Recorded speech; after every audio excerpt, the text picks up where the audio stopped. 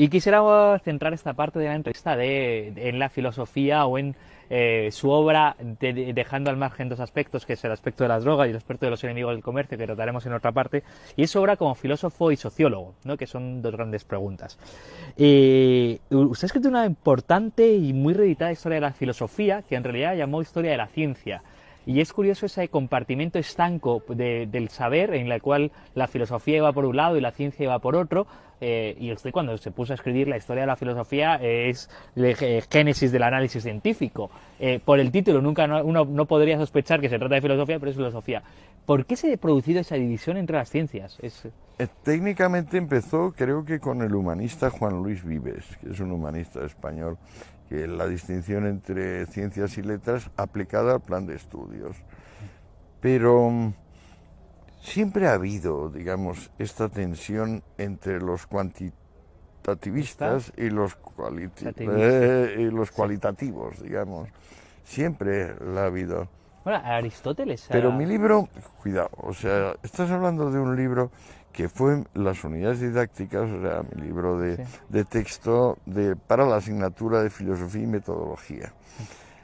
Y entonces me di cuenta que lo que hacía falta, más que las historias tradicionales de la filosofía, era una historia combinada, donde se le diera el mismo tamaño a Platón que a Newton, a Kant que a Mandelbrot, y que se unificasen los campos y aquello pareciese más una historia de las patentes que una historia de las... una historia del saber, una historia del conocer. Sí, y entonces ese libro tengo yo que tratarlo otra vez, revisarlo, meterle todavía más material y será probablemente el último libro que publique si es que tengo tiempo.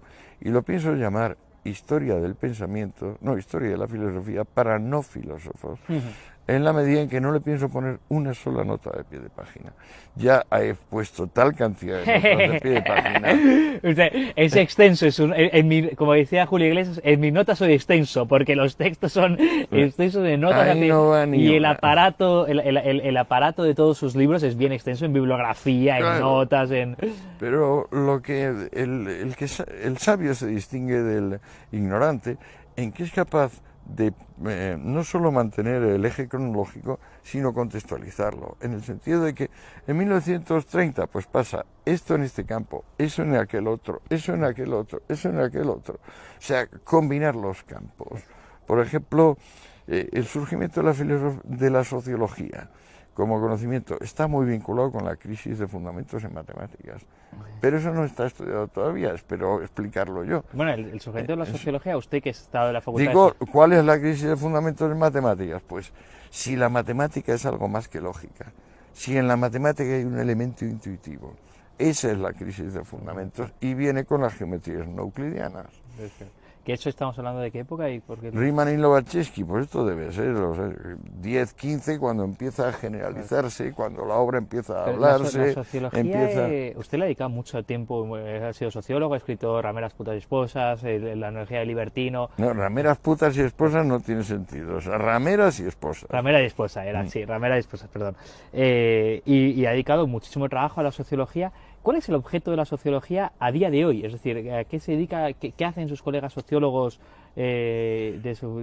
Bueno, la sociología en realidad es un pseudoconocimiento si se pretende plantear como disciplina, y es lo que es, una disciplina, no es una ciencia, es una disciplina, es una rama del conocimiento, digamos una rama de las humanidades, o una rama de lo que podemos llamar ciencias del hombre o ciencias humanas, y nace con pensadores que intentan combinar la esfera económica, la esfera jurídica, la esfera de las costumbres, el mundo, digamos, del arte, todo junto. Eso es lo que es sociología.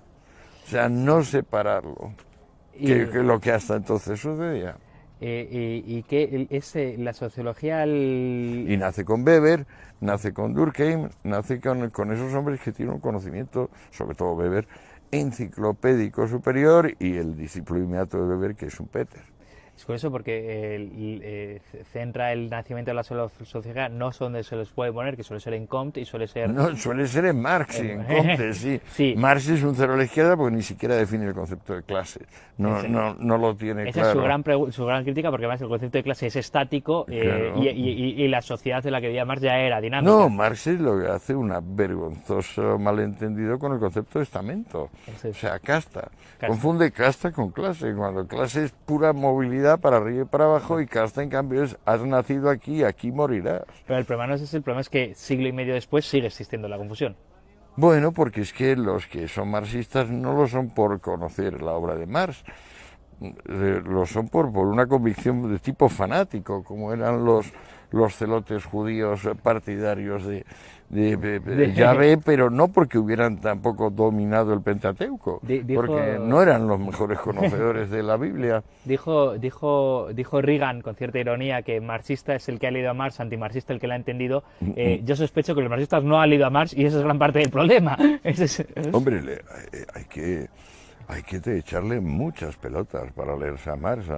A mí me he dormido varias veces leyendo y no me ha pasado más que con él y con Ricardo. Ricardo también es una pesa, es Ricardo increíble. Es una pesa insoportable. Pero Marx hay que distinguir el primer tomo del segundo y el tercero del Capital, que son bueno, obras... es que el segundo y el tercero están escritos respectivamente por Engels y por Kautsky. Claro. Y no son tan pesados. Aún así, el tomo 1 también está escrito por Engels. Engels, esa es o sea, Marx no sabía escribir. O sea, tenía una grafía tan mala que prácticamente no podía. Aparte que él no era capaz de hacer una frase sin añadirle algún comentario irónico, sardónico sobre algo que destruía el hilo del discurso. Una